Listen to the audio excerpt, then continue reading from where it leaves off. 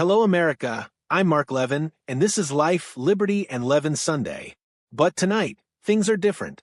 News has broken that Mark Levin, the powerhouse conservative commentator, best-selling author, and longtime Fox News personality, is leaving the network.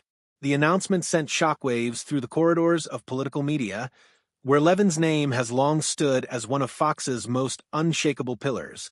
He has long been a dominant figure in conservative opinion-making across television, radio, and books. His Sunday show, Life, Liberty, and Levin, was a signature of thoughtful discussion. Less intellectual seminar than cable yell-fest, and his collaboration with Fox was perceived as one of strength for both parties. For him to depart now, at what others might judge to be the peak of his power, indicates that something significant is brewing just under the surface of the conservative media establishment. The news did not leak out softly or dissolve into the weekend news. It burst like a thunderclap. Levin did not quietly slip out the back door or disappear in a programming shuffling. His departure was intentional, a message both to Fox and to his loyal audience that has tuned in faithfully for decades. Fox News, the familiar home base for conservative audiences, seldom loses such a towering presence without warning. And yet here was Levin, leaving not in decline but on top of his game, preferring independence over convention. For many faithful viewers, the initial question was straightforward. Why now? Levin has signed contracts previously, and Fox has continually raised his visibility. The network actually broadened Life, Liberty, and Levin in 2023 and gave him a second weekend evening to build on his reach. That expansion came with collective faith and vision. Thus, for him to leave so soon afterward, the public couldn't help but question if ideological differences had started to emerge, differences too deep to be overlooked. It is no secret that the media landscape is in transition.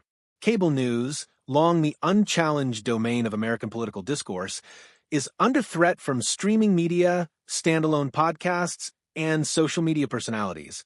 Audiences splinter, allegiances change. In that tense atmosphere, even stars such as Levin, who inspire great trust and reliability, have to consider their futures with care.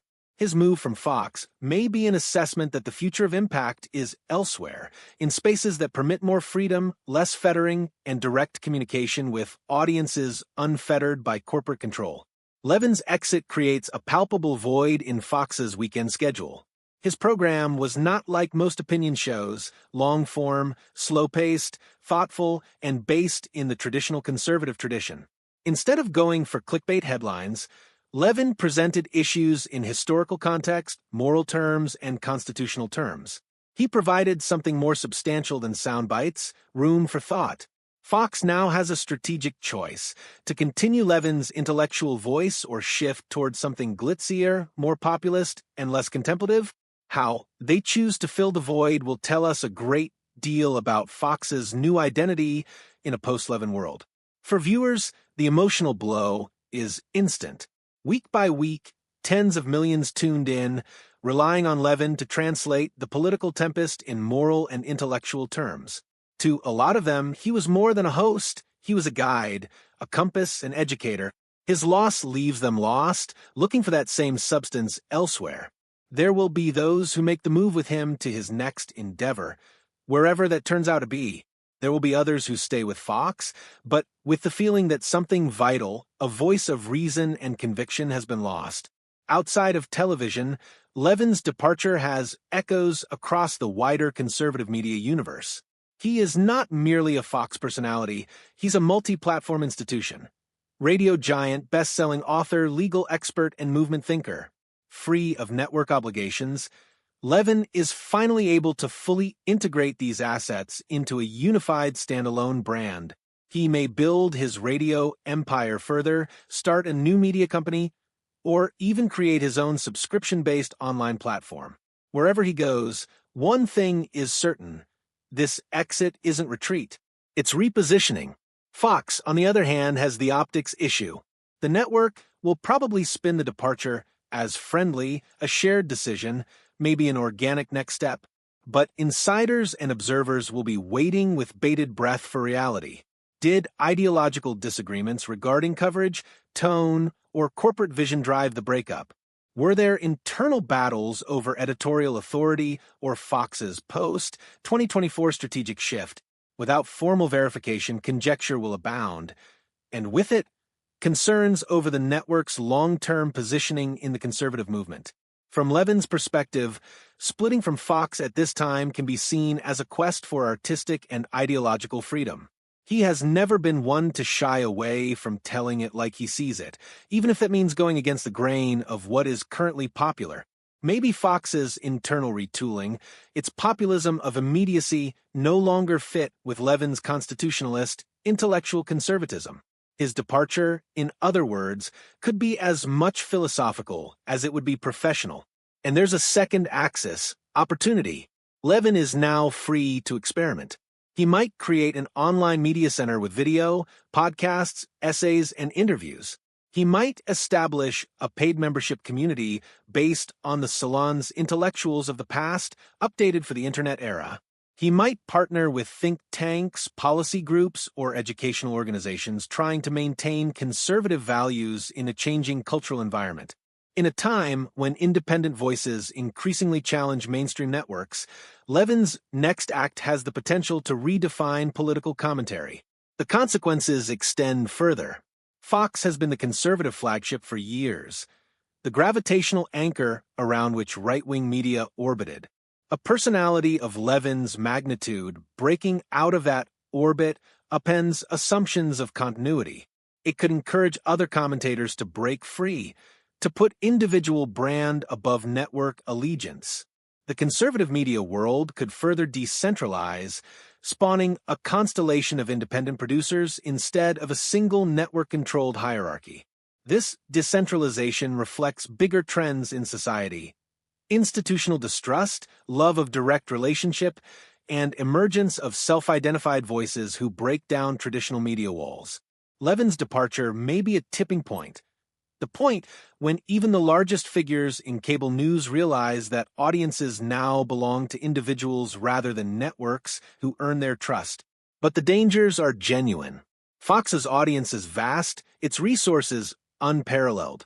To walk away would be to give up on certain exposure to millions. Levin will now have to translate his brand allegiance into audience movement. If he can do it, he will prove the model of autonomous conservative commentary viable. If he does not, it will be a warning about the perils of abandoning established platform. Still, to those familiar with Levin, his reasons are seldom flippant. He has dedicated decades to building not only fans but followers, individuals who trust his intelligence, character, and patriotism. To them, his decision is courage, not risk, an affirmation of refusal to be contained by corporate or ideological vagary. Within Fox, though the aftershocks will be deep, producers, executives, and co-hosts will rethink their standing. Some will see his resignation as an opportunity, an opening to move up, to reposition themselves. Others will perceive it as a warning, a symptom of disharmony within Fox's previously monolithic ideological faction. The conservative media's internal politics are very much in motion, and Levin's departure will drive that alignment more rapidly. Competing networks such as Newsmax, OEN, and The Daily Wire are certainly paying attention. Any of them might woo Levin with equity positions, creative autonomy, or partnership positions. Even some mainstream sources might have an interest in signing him up as a marker of intellectual legitimacy. Where Levin ends up, and when, will determine not only his legacy but the competitive environment of conservative media for years to come. The economics of his next project will be essential. Unlike network paychecks, independent media requires monetization strategy, memberships, subscriptions, ad partnerships, or charitable donations. Levin's deep brand affinity provides him an unusual edge. He could generate a paying crowd willing to underwrite his work with ease. Succeeding here would demonstrate that ideological programming can flourish beyond corporate structures, a takeaway that could reframe the political broadcasting economics. Commentators are already predicting that Levin's maneuver can trigger a new media entrepreneurship boom among right-leaning intellectuals. Individuals who previously depended on Fox for visibility may now venture into their own enterprises, podcasts, or paid channels. The Fox to Freedom pipeline can turn out to be a hallmark of the decade. Politically, Levin's clout will not diminish. On the contrary, unencumbered by corporate gatekeepers, he might even have greater authority to frame narratives and galvanize audiences. His voice, for a long time, already connected grassroots populism to the conservative intellectual aristocracy. That bridge now spans into Virgin Media territory. Political campaigns, think tanks, and advocacy organizations will seek his collaboration, aware that his seal of approval still generates enormous influence. In cultural terms, this departure might portend a sea change in the tone of conservative commentary. Levin's form of conservatism, principled, historical, morally serious, is the polar opposite of the populist spectacle that now dominates cable news. His post-Fox period could begin a renaissance of content over sensationalism. He might rebrand himself as the conscience of the conservative movement, less performer, more philosopher. In the meantime, Fox needs to stabilize the vessel. Fans will expect to be reassured that the network is still being itself. There will be words of praise from leadership acknowledging Levin's legacy while embracing continuity. But words might not be enough. The audience will judge in action by who gets put in Levin's place, by how the programming tastes, by whether Fox continues to appeal to the mind as much as the gut. Behind the scenes, tension is unavoidable. Producers and hosts will fear that other marquee names will join Levin's revolution. Executives will struggle with damage control versus creativity so that the network doesn't sound stale or dictatorial. Internal morale, ever fragile in media organizations, will be strained. And then there is the human factor, Mark Levin, the man on the microphone. For all his gravitas and rhetorical flair, Levin is also a brawler. He has fought for years to uphold constitutional principles that he says are what America is all about. This choice, in its own way, reflects that same determination, the willingness to go against the crowd, to defy institutional conformity, to forge one's own course. His base, though perhaps dismayed, will most likely admire the choice as truly Levin-esque, bold, unyielding, unapologetically principled. In the weeks to come, each step he takes will be under the microscope. Which platform will he enter? Will he create one himself? How will he interact with his readers in transition? Each teaser, each tweet will be analyzed for significance. The media narrative will play out in real time, speculation, analysis, counter-analysis, like reading a political campaign unfold on the cultural stage. If Levin makes his transition successfully, his exit from Fox can be recalled not as the end of an era, but as the beginning of a new way of doing conservative commentary, decentralized, independent, and serious-minded. His success might encourage a generation of commentators to construct audiences themselves, to not think of themselves as employees, but as movements unto themselves. But if the transition stumbles, critics will cast it as hubris, evidence that no one, no matter how powerful, can surpass the strength of an established network. The stakes are high, and Levin, ever the strategist, has to know it. Either way, it is a historic moment. It marks the intersection of new media between old institutions and online independence, between corporate influence and individual belief. Levin's resignation is more than a change in job. It represents the revolution in political communication in the 21st century. As the dust clears, Fox and Levin both will redefine themselves. Fox will have to demonstrate its brand can survive outside of any one voice.